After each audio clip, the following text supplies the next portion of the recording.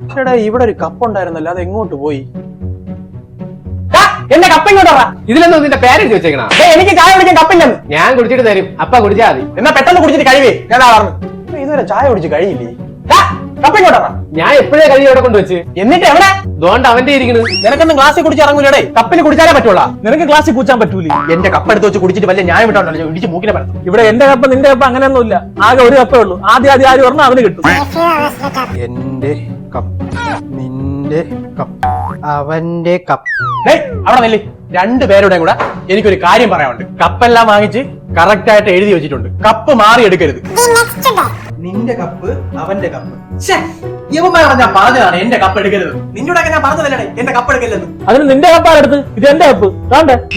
പൊന്ന് കപ്പിൽ കൊണ്ടേ ഞാൻ ആ കപ്പ് അവിടെ പോയി. ഞാൻ ഇപ്പൊ പറഞ്ഞ് ശരിയാക്കി തരാം.